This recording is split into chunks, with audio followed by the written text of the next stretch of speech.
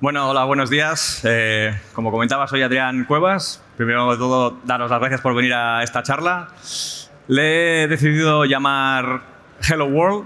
No sé si conoceréis mucho lo que es esta expresión, pero es la típica expresión que utilizamos los programadores la primera vez que nos enfrentamos a un lenguaje nuevo de programación, a un nuevo entorno de programación, y hacemos 4 líneas de código y directamente lo probamos para ver si pinta por pantalla estas palabras, ¿no?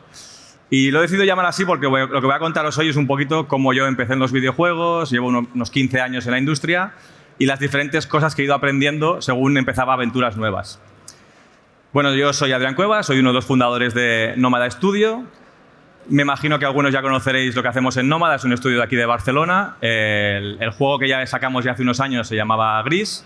Gris es un plataformas 2D, es como una especie de Mario de toda la vida, pero muy enfocado en el arte, en la música. Y para los que no lo conozcáis o no lo habéis visto nunca, me gustaría poneros el tráiler del juego.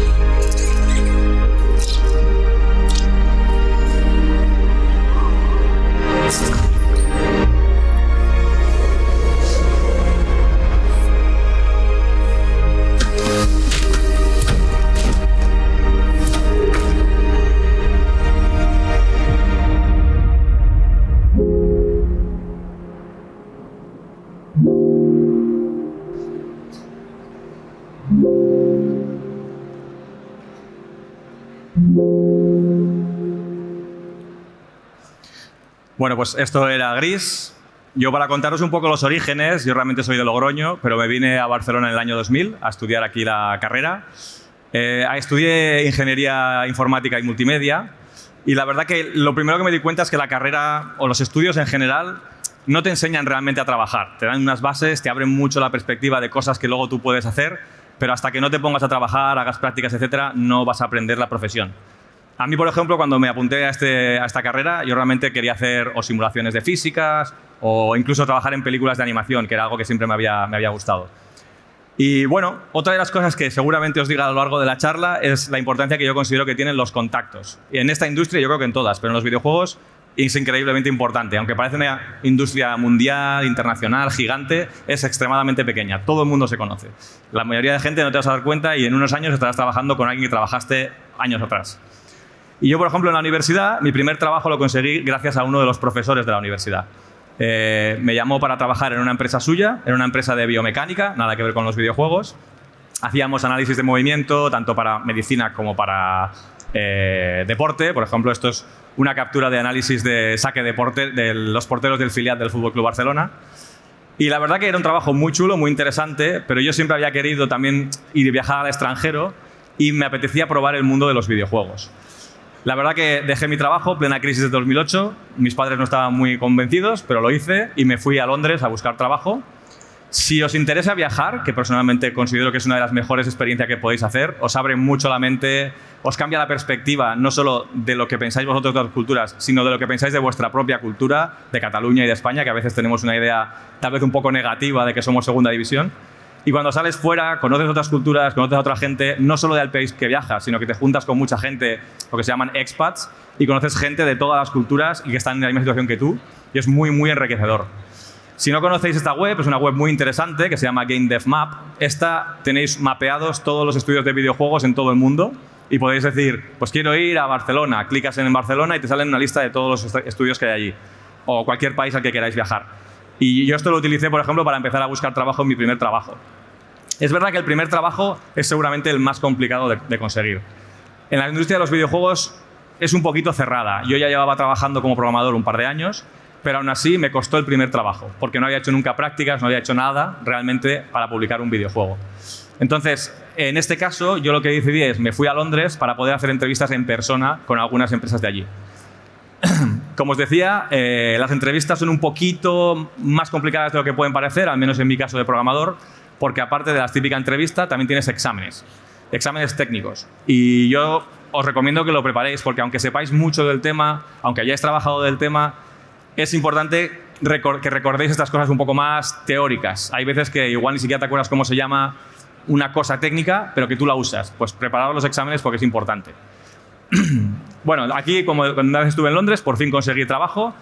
Una cosa importante, el inglés, básico. Da igual que os quedéis a trabajar en España, en Barcelona, en Madrid, o que vayas a trabajar a cualquier lado del mundo. Se habla inglés en prácticamente todos los estudios, incluso en los de Barcelona, incluso en algunos pequeños. O sea, que realmente el inglés es básico. No hace falta que os saquéis un título, pero sí que lo podáis hablar fluidamente, al menos para poder hablar con un compañero y defenderos en las entrevistas, que suelen ser en inglés.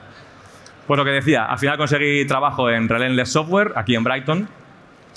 Y la verdad que yo la experiencia que tuve en Brighton fue muy buena. De las primeras cosas que me di cuenta es que yo pensaba que los estudios que yo venía de Barcelona igual no eran iguales que los que podía tener alguien en Inglaterra, y para nada. La verdad que yo creo que salimos igual de preparados o más que cualquier otro país.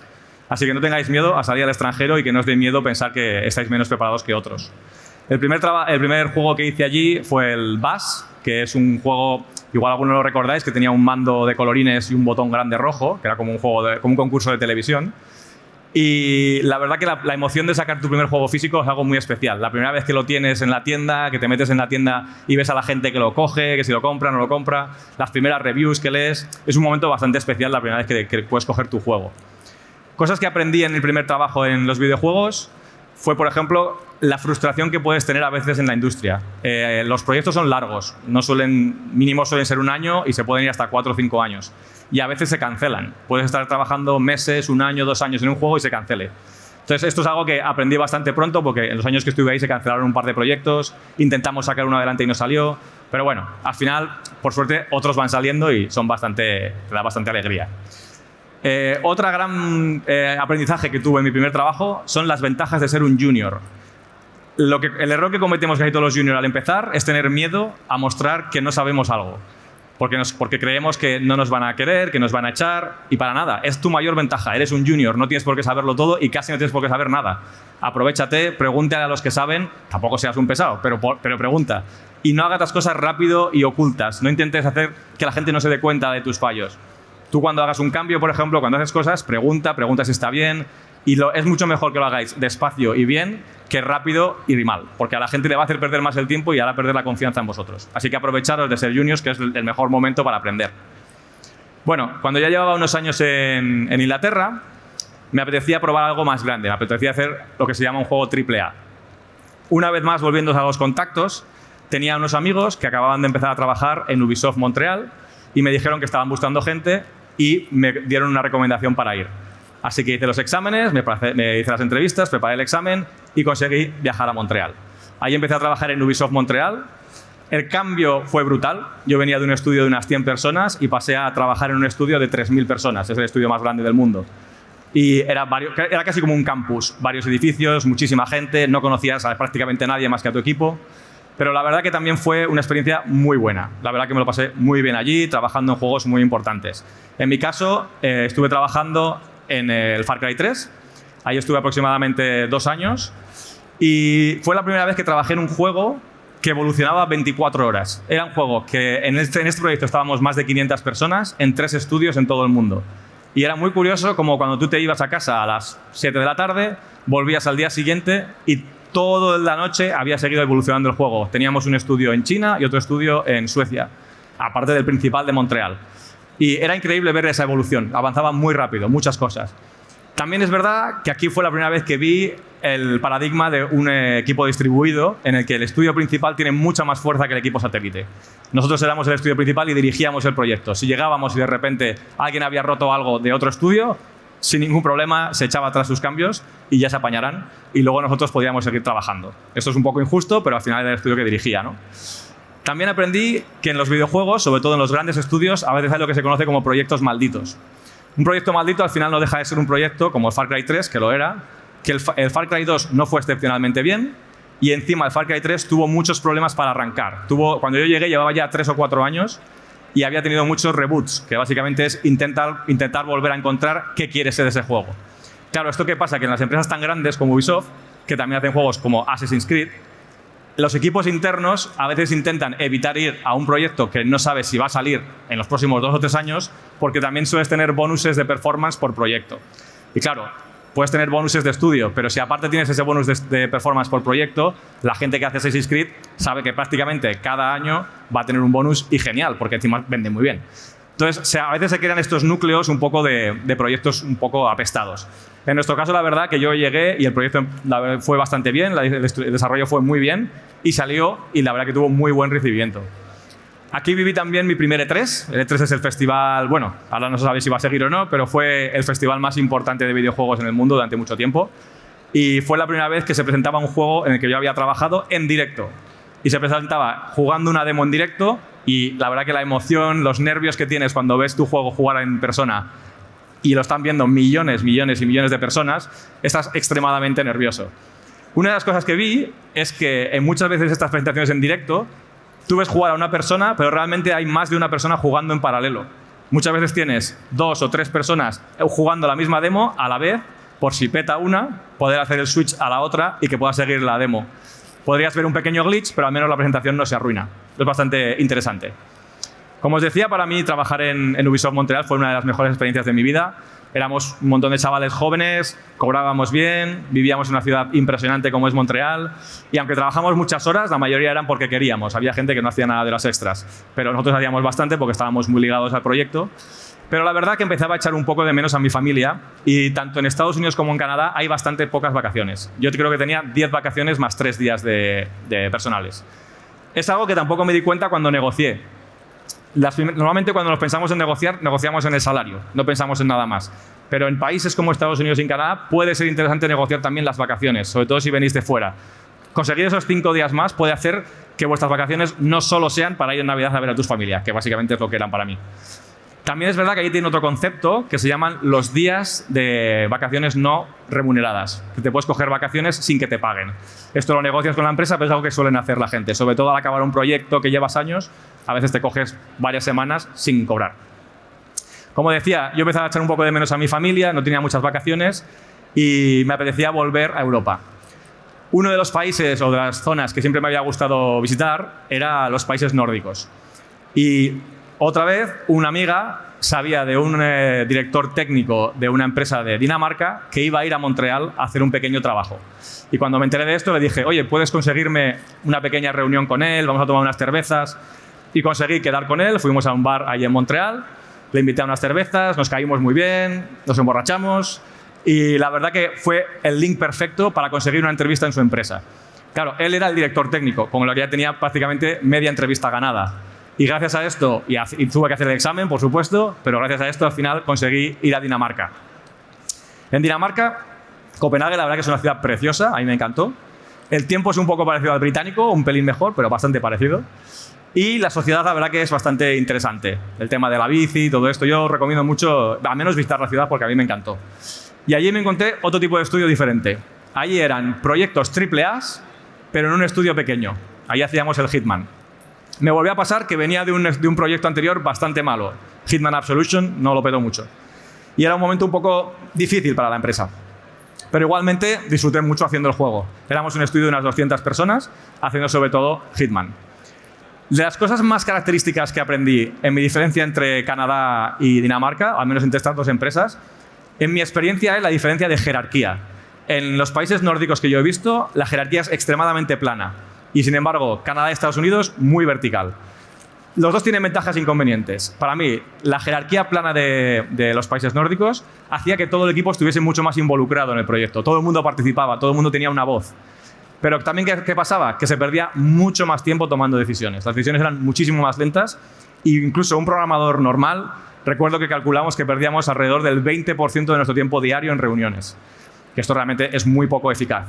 Aparte, esta lentitud en las decisiones hacía que no hubiese responsabilidad por esas decisiones. Al final las decisiones se tomaban en común y nadie se hacía cargo de la responsabilidad de si había ido bien o había ido mal. Por otro lado, en la jerarquía de Estados Unidos y Canadá que yo he vivido, mucho más vertical, muchas capas, las decisiones se tomaban muy rápido, muy rápido, y muy individuales. Sabías quién había tomado una decisión y si era buena o mala, sabías a dónde apuntar. También tiene el problema de que al haber muchas más capas, la persona que toma la decisión suele estar más alejada de la persona que hace el trabajo. Entonces hay que trabajar mucho los canales de comunicación para que la persona que toma la decisión esté sea más real su decisión. También se genera mucho más politiqueo. Es un poquito Juego de Tronos. Hay tantas posiciones en el medio que todo el mundo quiere ir subiendo, quiere ir de un proyecto a otro en un nivel superior. En la jerarquía plana es un poco más tranquila en ese sentido. También, por último, en la jerarquía plana a mí me resultaba mucho más difícil saber cuál era la jerarquía, a quién le tengo que preguntar una cosa, a quién le tengo que preguntar otra, a quién tengo que reportar. Me resultó un poquito más confuso. Bueno, por último, después de trabajar allí un añito, estuve en Copenhague haciendo el Hitman. Tuve la oportunidad de volver a Barcelona y en este caso, como ya había trabajado en Ubisoft Montreal, me pude venir a Ubisoft Barcelona solo haciendo una entrevista y no tuve que hacer examen técnico esta vez.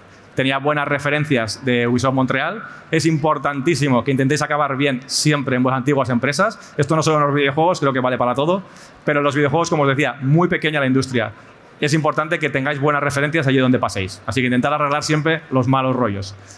Y bueno, este estudio muy diferente a los demás. Estudio pequeño, pero que trabajaba para estudios grandes o dentro de una corporación muy grande.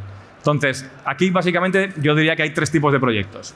Proyectos pequeños, que básicamente pueden ser un poquito más chulos o arriesgados porque el estudio no quiere poner a mucha gente o a un estudio grande en él.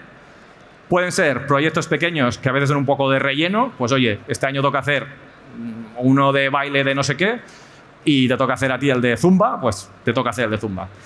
Pero también puedes hacer un estudio AAA o un proyecto AAA desde el estudio satélite, que es lo que os comentaba antes de poder trabajar en un proyecto distribuido, pero esta vez viví la moneda del otro lado. La moneda de, si yo subo un cambio, igual no he roto yo lo mío, pero han tenido que echar atrás muchos cambios, incluido lo mío, y es un poco más frustrante, pero te permite trabajar en proyectos internacionales desde un estudio pequeño.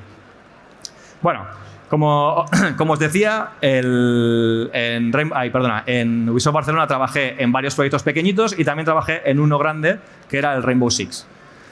En este caso, Ubisoft lo que tiene es que a veces, desde los estudios pequeños, hace lo que denominan misiones. Una misión es mandarte al estudio principal a darles un poco de refuerzo en diferentes cosas. En mi caso, yo fui a Rainbow Six, me enviaron a Montreal, estuve allí en un hotel 4 meses, trabajando en Rainbow Six, ayudando a optimizar la inteligencia artificial y sobre todo a ayudarles a acabar de sacar el proyecto y un poco de puente también con el estudio satélite. Pero realmente lo que más seguramente me ha marcado la vida de esa misión no fue la propia misión, sino la fiesta de despedida que hice para la misión. Hicimos una fiesta de despedida a los amigos antes de irme, nos fuimos a tomar unas cervezas y unas copas y en esa fiesta coincidimos con una amiga que celebraba su cumpleaños. Y en ese cumpleaños estaba Conrad Rousset. Conrad Rousset es un artista catalán de bastante renombre y nos lo encontramos y al hablar con él nos dijo... Uy, ¿verdad que no va? Ahora. Nos dijo que le gustaban mucho los videojuegos, que tenía la idea de hacer un videojuego y nos hizo este dibujo. Claro, Roger es mi socio de Nómada y amigo desde la universidad. Nos sentamos con él, nos estuvo contando su idea de un videojuego, nos dijo que tenía la idea de hacer un videojuego que empezase en blanco y negro, solo dibujado con lápiz, y que según evolucionase el juego, recobrases colores. No tenía nada más y yo sinceramente pensaba que era una charla de borrachos y que mañana nadie se acordaría de esto. Me fui a Montreal, estuve trabajando en el juego, me olvidé totalmente de esto y por suerte a la vuelta mi socio Roger me dijo que había seguido hablando con Conrad y que estaban decididos a intentarlo.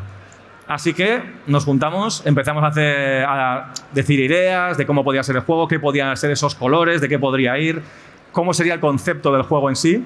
Y me gustaría enseñaros cuál fue el primer concepto de juego de Gris para que veáis cómo ha cambiado. La calidad del vídeo es un poco pésima, pero espero que al menos podáis ver un poco cómo es.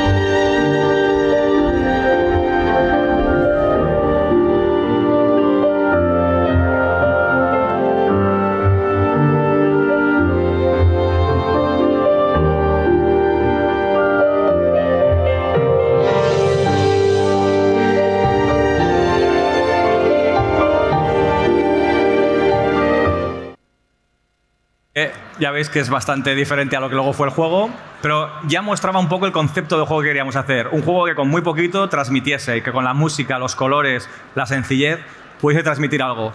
Y fue suficiente para saber que esto podía funcionar, que esto tenía sentido. Así que nos pusimos a trabajar para hacer el juego realidad. Si un día queréis hacer vuestro propio juego, lo primero que os recomiendo es que preguntéis a gente de la industria de alrededor. La gente es mucho más maja de lo que podéis pensar, mucho más receptiva, no tendrá problemas en quedar, si tienen tiempo y pueden.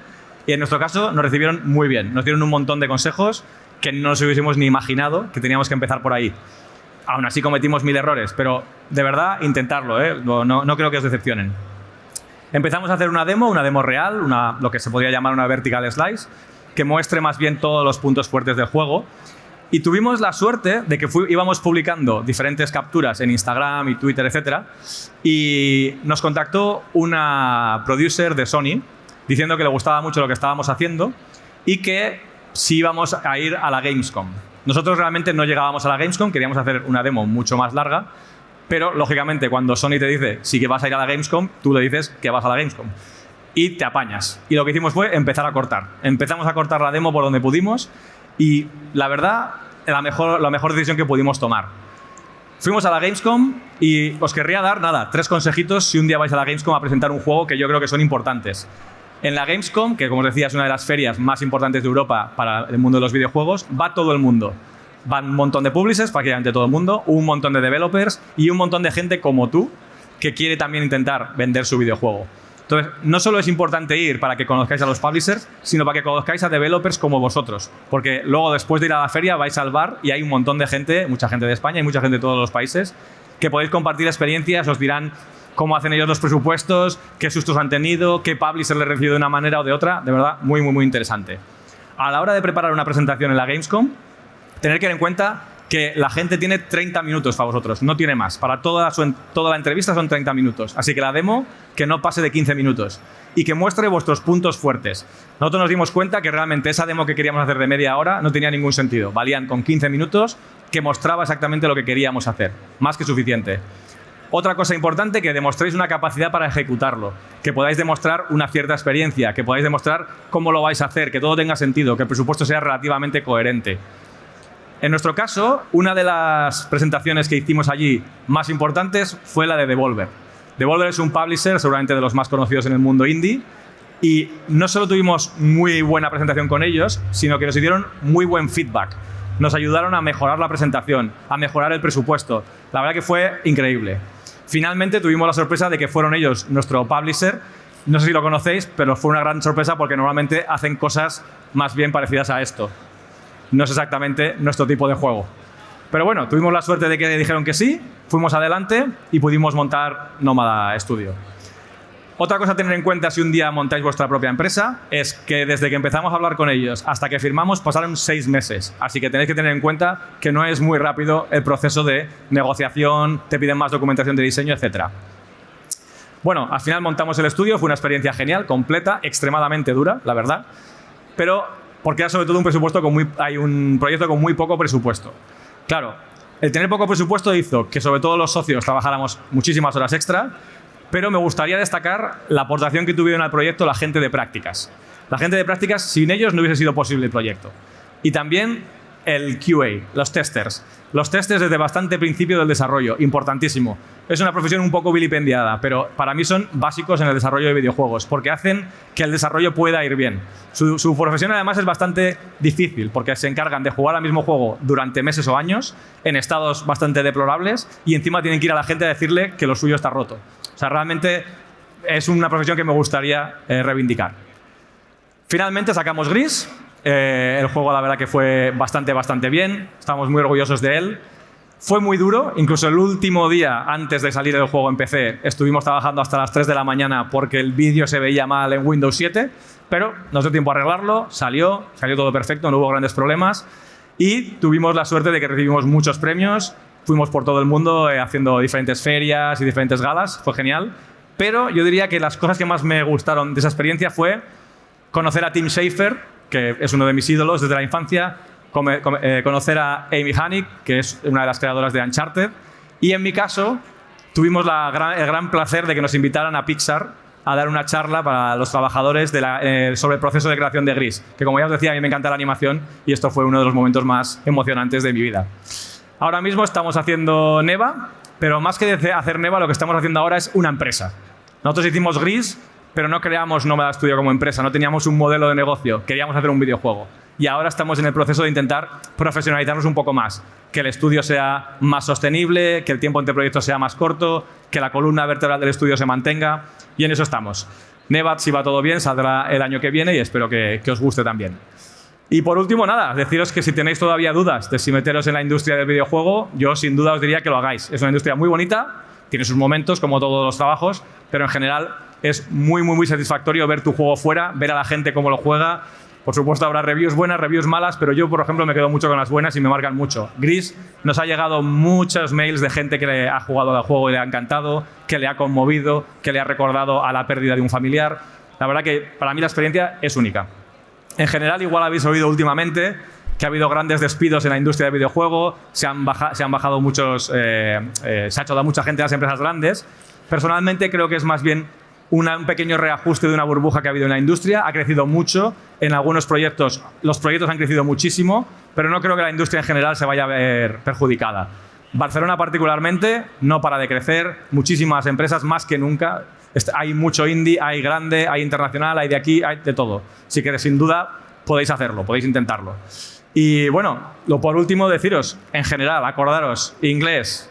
Vuestro primer trabajo será un poco más difícil. Intentar hacer prácticas en una empresa si podéis durante la universidad o justo al salir de la universidad. Prepararos bien los exámenes, el currículum. Y también deciros, no hay ningún estudio fuera de vuestro alcance. Si la posición encaja con vosotros, que no os dé miedo que sea Ubisoft o lo que sea, Avalanche, da igual, lo que sea. Podéis intentarlo, ¿vale? Y acordaros de los contactos, muy importante, quedar bien, conocer gente y siempre intentar arreglar los contactos los trabajos en los que habéis estado y quedar bien con ellos. Por último, deciros muchas gracias. Si tenéis cualquier pregunta, podéis enviarme un email a adrian@nomada.studio o seguramente esté por aquí un rato y si queréis podemos hablar de lo que sea. Muchísimas gracias.